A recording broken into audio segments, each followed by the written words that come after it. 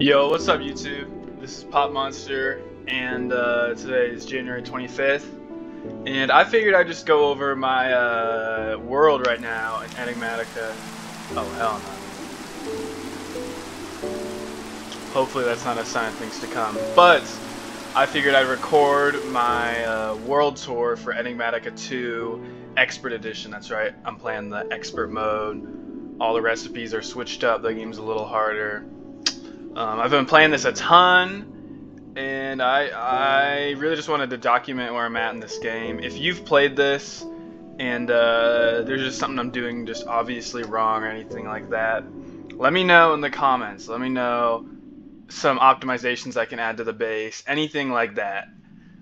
So without further ado, let's get into it. To start, I'll just show my gear.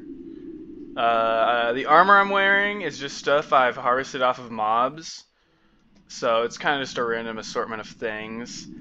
I have a little, what's it called? To-do list here, and one of the things to do is to get proper armor. I have not really gotten around to it yet. Yeah, as you can see, I was just looking at the different chest plates available. So yeah, here's my sword, Manulin, primarily. Put the luck and sharpness modifier on this. Pretty nifty thing. Cobalt pickaxe.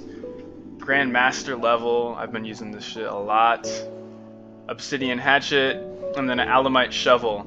I like using alamite for the shovel. Or it might be the... let's see.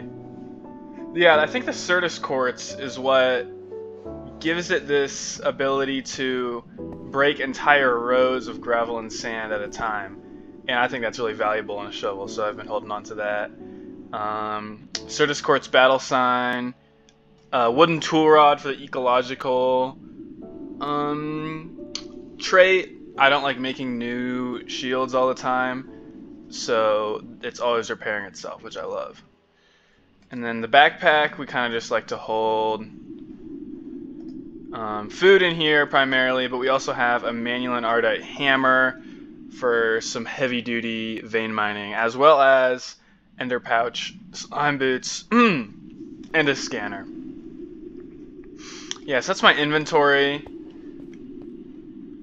Right here we have the applied energistics setup. This is we just got the crafting terminal right now. I like sorting things by how many I have of them. Pretty satisfying to see that work. We got 6 drives in here, 4 of the 1K, 2 of the 4K. Energy cell, energy acceptor. And what you'll see in the base is I like using these passive energy sources. So the wind generators from Mechanism, as well as the solar generators, I love using. And it also doesn't hurt that they keep giving me these in the quest book. Like, let me... yeah, so I have 2 wind generators just on deck, and they aren't bad either at generating power. This is a miscellaneous chest of kind of weird one-off modded items that wouldn't make sense to store in the crafting terminal. And then this oak chest has just kind of armor I've gotten from mobs. Now, down here is my XNet setup. I have pretty much the whole base right now wired in through this one XNet controller. And what this basically does is it extracts everything from the machines in the base, inputs it into this chest, and this chest then puts everything into our ME storage system. So pretty neat, pretty automatic, pretty efficient, not completely set up yet, but that is what that is. Simple enchanting table setup, simple smeltery setup. We have some casts in here as well as some parts.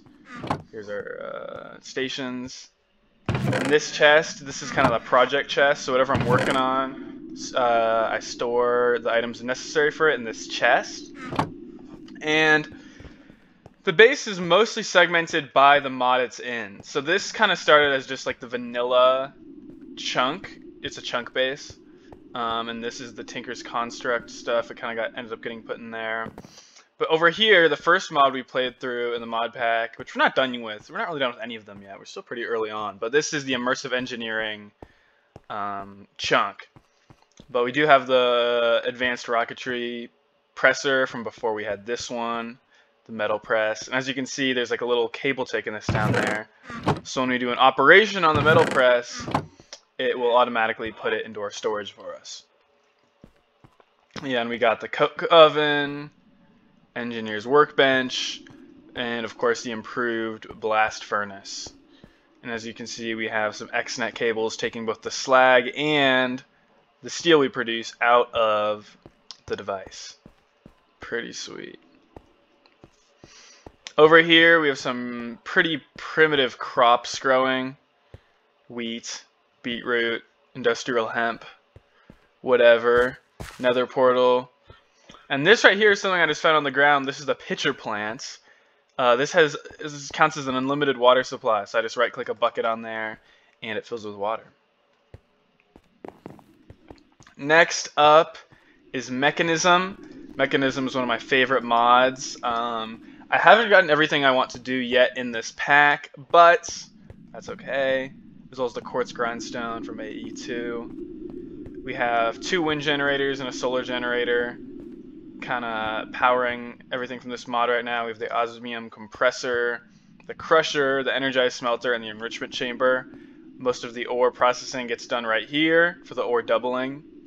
I'm yet to set up the ore quadrupling that Mechanism offers. It might even be 6 times processing, I don't remember. But it's definitely a goal of mine. Over here we have our 3 metallurgic infusers, one for the diamond, one for obsidian, and one for redstone processes. And then over here is kind of our industrial craft and now industrial foregoing section. As well as we have some rubber trees just growing over here for industrial craft 2. This is pretty sweet. Turn this off so it doesn't destroy the tree. But yeah, this is the fluid extractor, tree fluid extractor.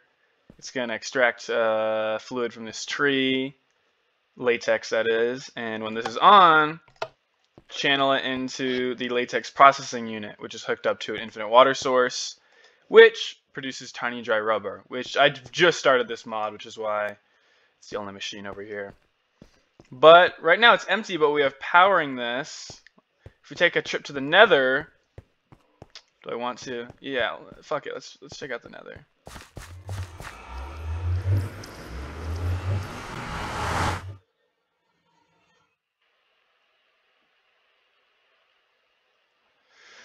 But basically what we have set up over here in the Nether is a chunk generator, a lava pump, as well as an ender tank. Now this is kind of the classic setup for lava generating setups. Right there, pretty great. And what this does is it basically transports infinite lava into the overworld to power our industrial craft machines. But I do have to go to the Nether every time I want to refill the tank, so if you know how to remedy that, just let me know, and I would love to know that.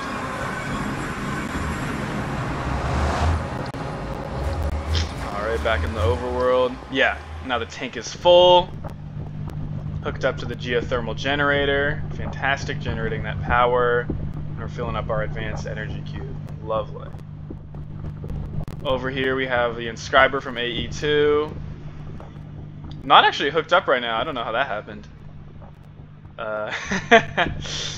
Macerator, electric furnace. These are not automated, which I actually kind of like. So if I don't want to undo and redo, or turn on and off the automatic exporting on our mechanism ore processing units, I just plop things in here to get done quickly.